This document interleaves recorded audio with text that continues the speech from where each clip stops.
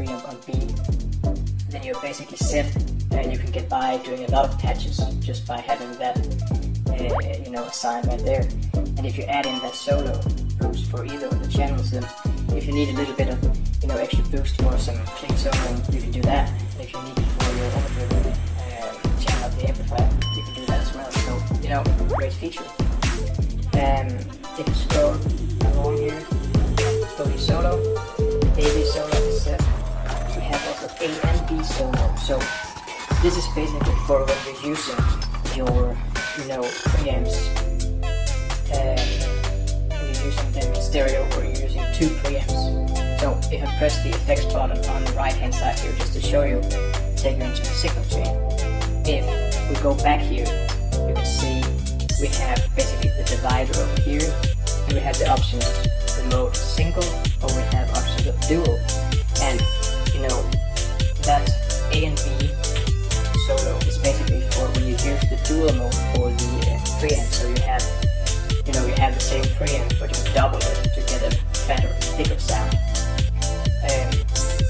That would basically be the way, and that would be what the A and B solo button would do.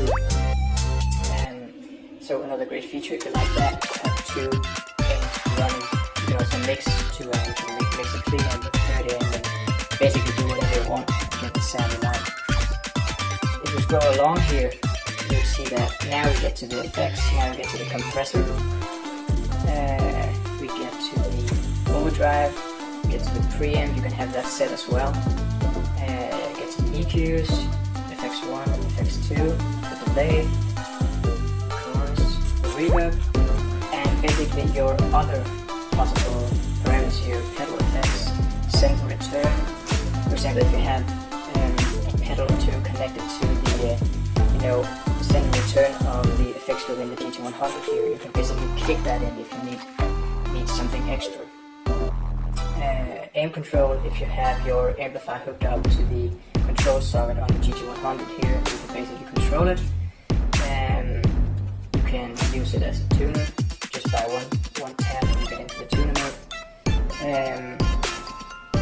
Bang up manual, this will basically just take you from manual mode into preset mode, and it's just showing that we're in manual mode right now. So just that's a pretty feature if you can find a use for that as well. Just scroll along here, now we get to the beats per minute tab, and you'll see bring it out here, you should probably see that we have a blinking LED over here. And basically, if you bring you in here again, guys, you should be able to see that right now it says 235 here. If I tap that slower, you see the beats per minute, it's going to change. Now we're down to 130, so that's a nice way to if you need that feature to be able to set the beats per minute overall within your manual mode. So if we scroll further, we get the delay tab, and I know a lot of people who have actually been looking for this. So just to show you what it does, if I press the effects button here on the right hand again, take you into the signal chain, and we're going to scroll to the delay section, and we're just going to see over here that bang up set to delay tab, and if we get back into the effects, we should be able to press here. Yeah, you can see that it's going to change. Now it says 204. If we press it faster, we get up to 337. So that's the basic way you can do it as well. I believe you should be able to have the knob flashing. Let me just try one thing over here.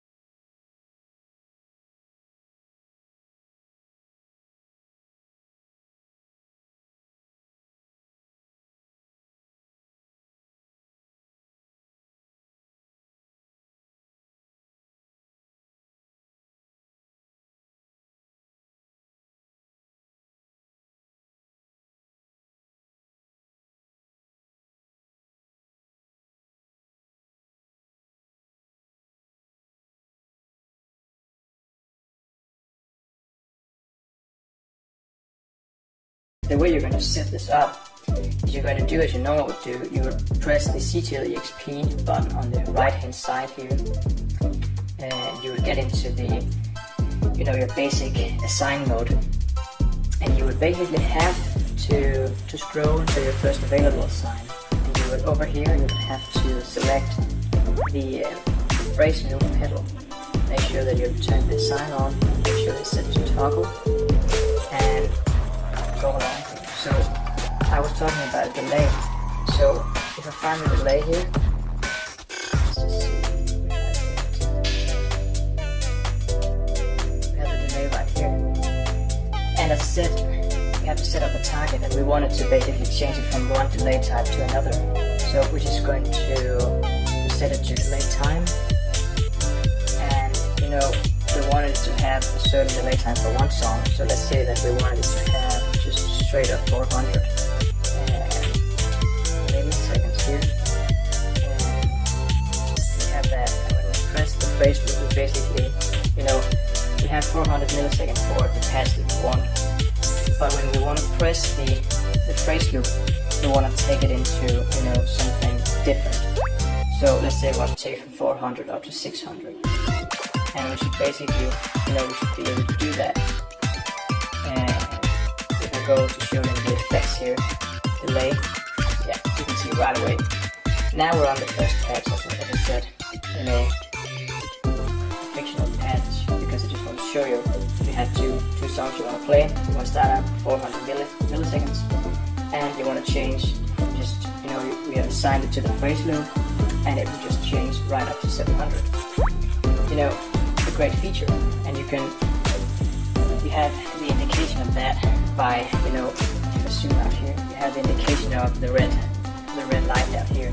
Now we have the 700 milliseconds on, and when we go back, we're right back at the 400. So really, really, really cool, and I believe a lot of people have been searching for this. So if you set the phrase loop and the Excel to control a sign, you're basically able to make use of all the 8 available signs. And if you want to assign it to the Excel, you do the same thing. You press the CTRL-EXP button, you get in here, but instead of first going to your available sign, you have your basic Excel control menu here, and you can just change it from the Excel to anything other, basically what you want. So you can do that first, have your very first assign for the Excel here.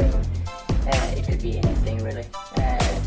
Let's just set it to a compressor, and maybe from there you want something else, turned on or activated that you don't have on your buttons here, switches for your manual mode, and you can basically just go in and select the source, make sure it's Excel controlled, it's turned on and it's toggled, and just select the parameters, and you can make use of the 8 available assigns that you have here. So if you need 4 assigns for something on your Facebook pedal, you can do that. You have 4 left for your Excel control pedal if you would like that. And that's just going to give you a lot more tonal options, because you can have basically your manual mode set up here, but you can have a lot of different signs put on it in order to shape that manual mode sound to whatever you like. And I will probably do a couple of other videos on this here to basically show this more in depth here, but I basically want to give you the overview or the overall operation of this manual mode here, how to take you into it and how to get going right here, just basically 101 straight up. And it's fairly easy. I haven't used it much really, but it's right there on the screens, and you can do whatever you basically want with it. And the last thing here, maybe let's say that you're kind of old school and you like to have your things lined up in the order that you would on a pedal board. You could basically go back here and see, okay, on a normal pedal board I would have my compressor first. From there I would basically have my overdrive, and then I would bring in, I would have a preamp. From there I might have an EQ pedal to shape the tone further. Then I would have my chorus pedal, and then I would perhaps have my delay, something like that. And some of you might think that, okay, but the reverb is probably also an option. And yes, it is. You see it right here, reverb. But let's say for something like me, I like to have the reverb on at all times. And you can also have that by just pressing the effects button on the right hand side and just basically going, turn the reverb on, set it to whatever you like. If you have a standard setting for it, and you can basically leave it, and it will still be on. So, you know, even though it doesn't show up here on the screen, you're still able to have it on. And for something like a reverb, it's not bad to have that on at all times, because it wouldn't, at least I wouldn't have to or need to go in and change it all the time. So I would just leave it on, so you can do that as well. So now you basically have your setup: compressor, overdrive, preamp, EQ, chorus, and delay. Of course, you can also, if you want the FX1 or FX2 to be kicked in, you can just change that around and make it work for you. And we have the option of having the controller sign on both the phrase looper and the Excel. And if you only need it on one, then just select whatever parameter you need for the others here. And you should basically be good to go. And it's just easy. It's real easy. But as I said, this is just the overview of the whole here, and I hope it just gives you an idea of what it is and how you can do it and set it up to your preference and your plan. So I might be able to make a couple of videos where I go a little more in depth and maybe include some sound samples just to show you exactly what you can do with it and how versatile this actually is. Because I think a lot of people, they are overwhelmed with an effects unit like this, and the presets can be confusing, and how to set it up, how to get it right. And basically just operating the unit in manual mode is going to make it a lot easier for you. So another great feature there. Well, quick last thing here. You now see the lineup as I said, and then some of you might think, okay, but we are lined up now, but how do I change the parameters for that specific effect or the overdrive, for example? Pretty easy. You just go to the right hand side, press the effects button, and you use the select knob here to scroll to the overdrive, and you have your basic settings. So if you don't want it to be the OD1, you want it to be something like a tube screamer, you can just set it there and adjust the driver tone and the level. And if you need some more basic EQ options, you have the tone, you have the bottom, and how much you want it. And you can also adjust the solo level here if 50 by default is enough. So that's basically the way of going into the parameters and changing them. And once you've changed them, you would just press the right over here and on the right hand side, and just make sure to write it.